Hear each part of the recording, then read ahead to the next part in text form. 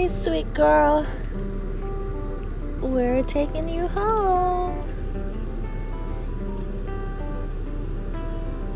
Yes, we I was lost are. inside the desert, vultures circling round my head, but We're thanks to finally leaving the God, hospital.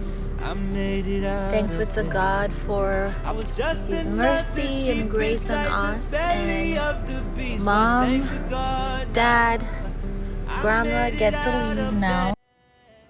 Hello everyone, thank you so much for joining me as I share my experience and journey through motherhood. My hope is that through my story, I am able to empower, inspire, and encourage other women just as I have been able to find comfort, courage, strength, and inspiration by hearing the stories of other moms out there. Today's video is part one of a three-part video series. And in today's video, I will be sharing my homecoming experience as well as a few of my experiences in the first 6 weeks. When I reflect back on the day that we went home with our daughter, I remember taking a shower that morning and thinking to myself, wow, Yewande, this is it. You are a new mom, you are mom to somebody. And up until that moment when I was able to hold my daughter in my hands, all I thought about through pregnancy was trying to get through delivery, trying to get through labor, and praying for strength. And at that moment, it dawned on me that now that that part is over, I need to think about life after delivery and labor and life with taking care of my daughter. And so on that fateful day, we drove home, and it was a different feeling going to the hospital as an expectant mom and then driving home with my daughter in our car. And the first 6 weeks flew by so quickly, and I want to touch on three aspects that I would say surprised me the most. The first aspect is feeding, and this is something that you're probably thinking, well, that should not come as a surprise to you. You have a little baby's gonna feed all the time. And in pregnancy classes, they also tell you baby feeds on demand, but I really did not expect baby to feed as often as baby fed. So, at the hospital, they tell you feed baby every 2 to 3 hours, but really for some days there was almost like every 30 minutes, maybe even every 10 minutes. And it was just constantly feeding baby again and again and again. And I definitely understand it's part of their growth and development, but until you're leaving it, you don't realize how often baby truly feeds in those first initial couple weeks. Now this leads me to my next point is tiredness and exhaustion. Because you're feeding baby round the clock through the night, you're not getting a lot of sleep. You're exhausted, and yes, they recommend sleep when baby sleeps. I know I struggled with that. I could not sleep when baby slept.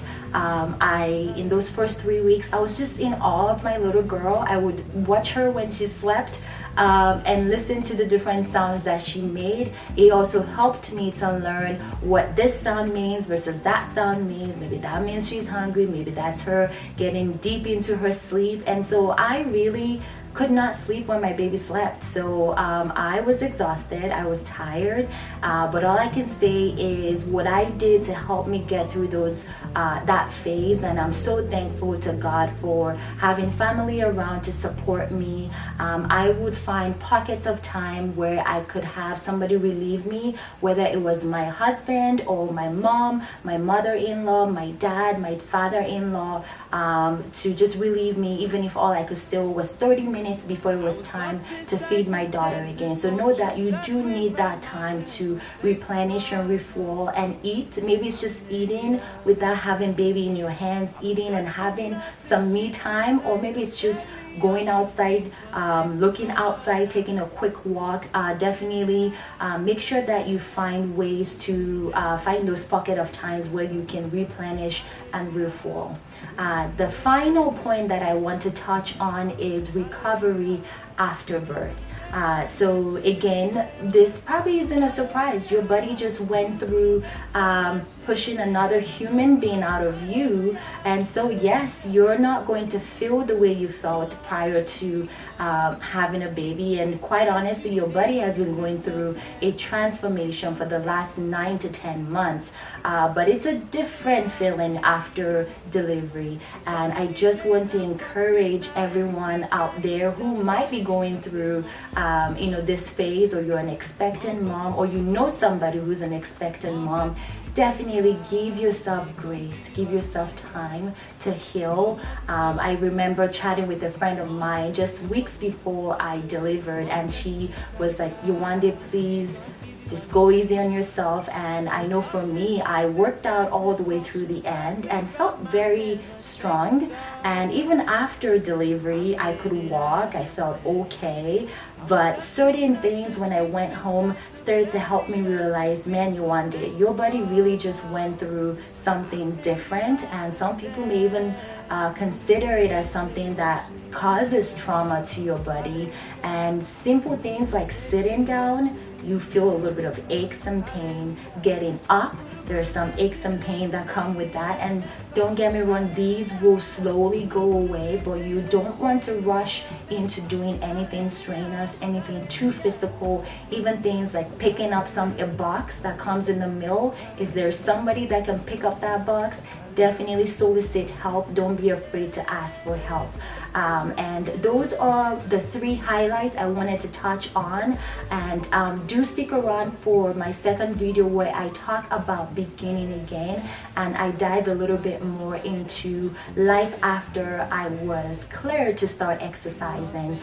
Please subscribe, share this information with people in your circle, anybody that needs a word of encouragement. And thank you so much, and I'll see you next time.